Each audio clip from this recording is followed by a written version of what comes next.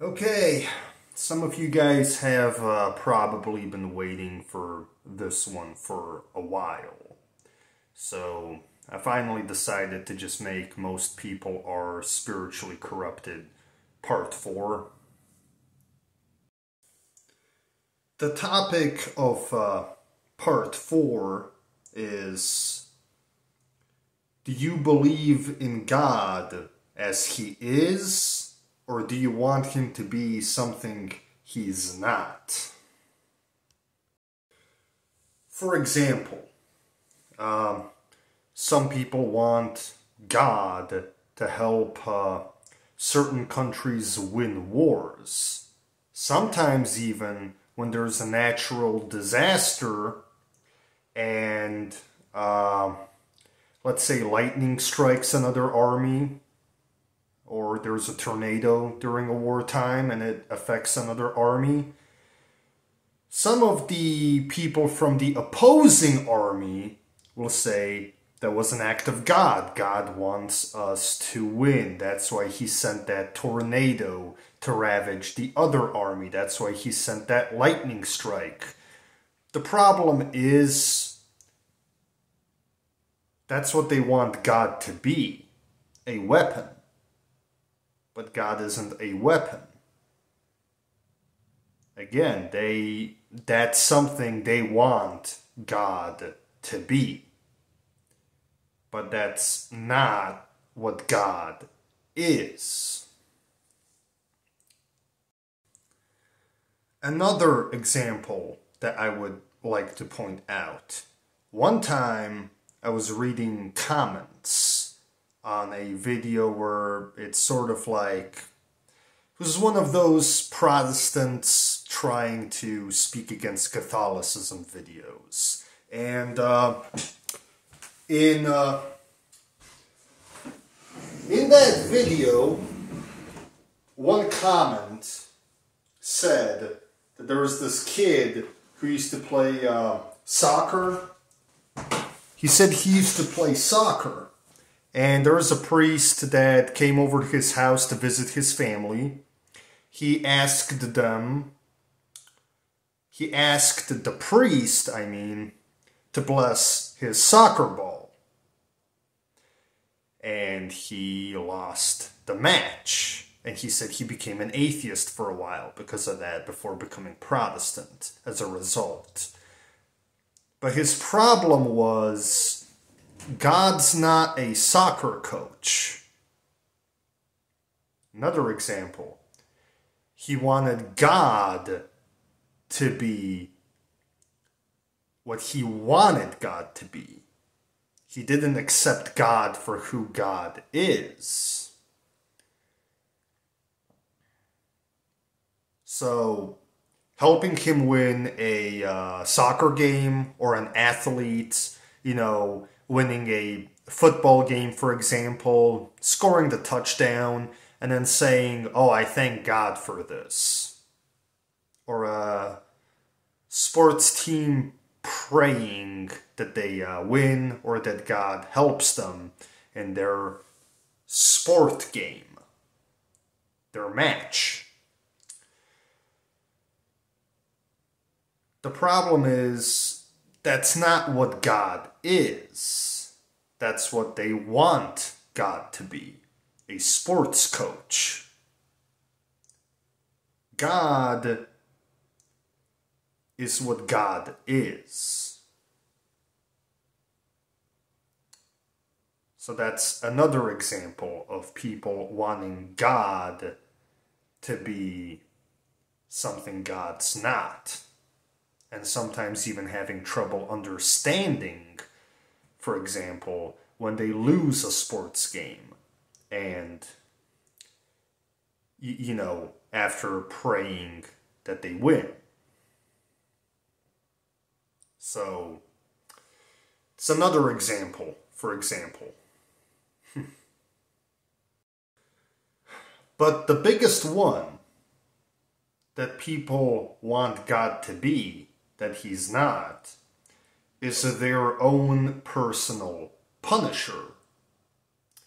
that punishes all the people that they don't like, whether it's a Muslim wanting Christians to be punished in the afterlife, a Hindu wanting an untouchable, someone from the lowest caste, to be punished in the next life for speaking out, I guess, is another example.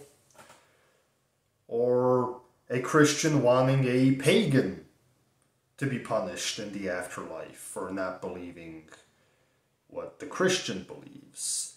And don't get me wrong, God does punish certain people for certain actions, but he's not someone's personal punisher.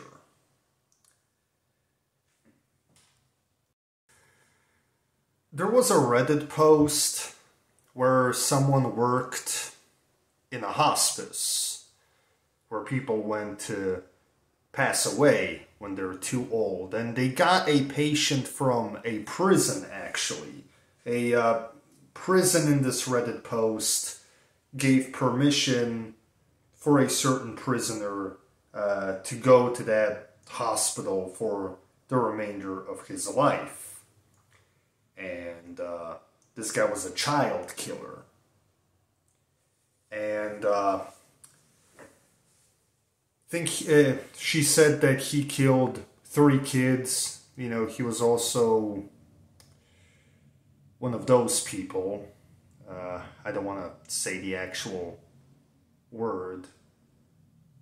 But basically this guy was there for, you know, because he was passing away. The prison gave special permission for, you know, him to be at the hospice in his, you know, final moments. And he saw the 3 children he murdered outside the window waiting to drag him down to hell.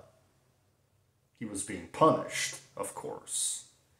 But there was an account of a deathbed vision of someone who was passing away, who was someone's father. His son gave the account of this deathbed vision, wrote it down.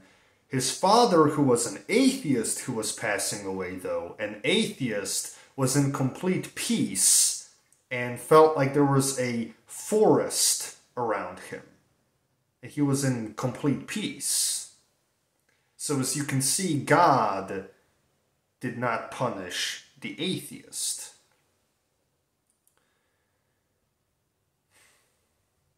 So God is not a specific pastor's or imams or rabbis or Hindu priests' own personal punisher. God punishes, but he's not somebody's personal punisher.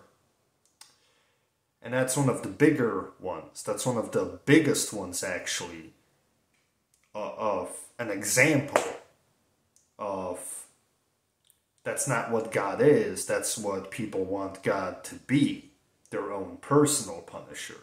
God is not somebody's own personal punisher. God is what God is.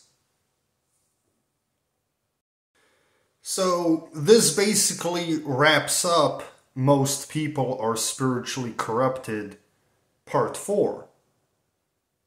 Because, as you can see, most people, a lot of people, just want God to be something he's not. And a lot of people kind of just want God to do everything for them.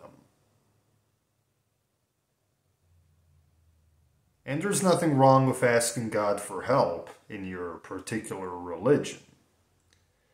But stop trying to turn him into something he's not. Which a lot of people do.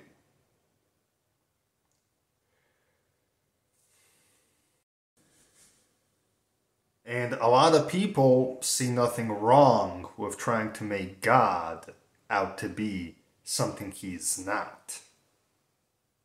A lot of people see nothing wrong with trying to, I'm going to say it again, a lot of people see nothing wrong with making God out to be something God's not. So many people, on this planet. And the more you think about it, the more you realize how spiritually corrupted this world even is among people who claim to be, traditional even. And I've always believed, I believe that these people, that ever since this world was invaded, that this world has been spiritually corrupted, which is why I hold true to Ahura Mazda.